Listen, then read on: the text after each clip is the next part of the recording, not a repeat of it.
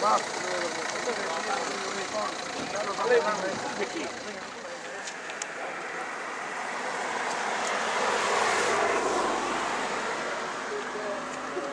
i ringraziamenti all'inizio perché poi non ci perdiamo in chiacchiere. Questa piccola festicciola locale ci è permessa grazie all'aiuto della società sportiva Pescatori Lemene, capeggiata dal signor Rambruschi, che ha messo tutta l'organizzazione logistica e credo anche il Potum. Per quanto riguarda il cibo invece ringraziamo l'Union Carne e il signor Fabiano Barbisan che ci ha offerto le bistecchine che poi alla fine ci mangeremo. Allora diamo inizio a questa celebrazione un po' ritardata rispetto ai tempi del ponte a causa di una serie di cose che poi vi racconteremo e do la parola al Presidente per il suo saluto. Grazie Direttore, io lo leggo perché sennò mi perdo poi nei vari passaggi. Benvenuti a questa inaugurazione che di fatto oggi costituisce il dato finale del Consorzio di Bonifica Pianura Veneta. Innanzitutto ringrazio il Sindaco Marco Geromin e l'Assessore regionale Renato Chisso per la loro presenza, che sottolinea il ruolo fondamentale che il Comune di Concordia e Regione Veneto hanno avuto nella realizzazione di questo ponte, che ha finalmente posto rimedio ad un annoso problema di viabilità asindacale. Infatti, senza finanziamento di Comune e Regione, l'opera non avrebbe potuto essere realizzata. Il Consorzio istituzionalmente dispone solo delle risorse necessarie all'esercizio, alla manutenzione e alla sorveglianza delle opere di bonifica, ma per la realizzazione di nuove opere, rese necessarie dalle mutate esigenze della popolazione, dalla mutata destinazione d'uso di aree sempre più ampie del territorio, dalle mutate condizioni climatiche, allora bisogna ricorrere alle risorse finanziarie degli enti locali.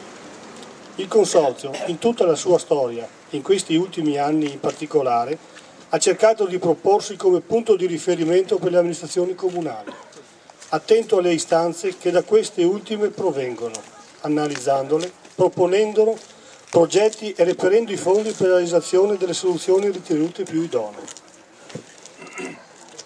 Tutto questo è stato reso possibile da un radicamento sul territorio che deriva dalla secolare storia del Consorzio, radicamento che si spera di poter mantenere nel futuro. Infatti questo ponte, perché anche la bonifica, con noi in questo momento, si trova dinanzi ad un ponte.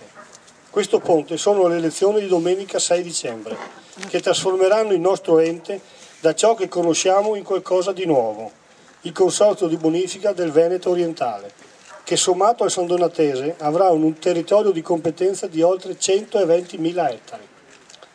Non nascondo che esista il timore che le raddoppiate dimensioni territoriali, decise dalla legge regionale di riforma dei consorzi, possano allontanare l'istituto consortile dalle esigenze dei consorziati. La nostra forza è sempre stata nella vicinanza e nella disponibilità a dare pronte risposte alle esigenze dei nostri contribuenti e dovremo fare il tutto perché questa vicinanza non venga diluita nelle nuove dimensioni. Diventa a questo punto persino ovvio che una massiccia partecipazione al voto che porti a sedere nell'assemblea del nuovo consorzio del Veneto Orientale un significativo numero di rappresentanti del nostro mantamento. Rappresenta l'unica garanzia di continuità nell'azione che il nostro ente porta avanti da decenni, dando concrete risposte alla molteplicità di problemi di sicurezza idraulica, di irrigazione, di tutela della risorsa idrica, di riqualificazione ambientale e addirittura, come nel caso di innovazione di oggi, stradale, a cui il nostro ruolo ci costringe a dare delle risposte.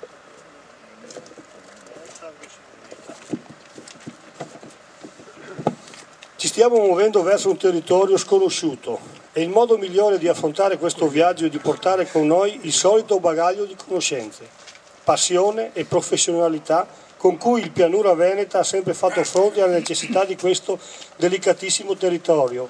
Non dimentichiamo che a mezzo chilometro da qui il fiume Nicesolo scorre a quasi 2 metri di altezza sopra le nostre teste.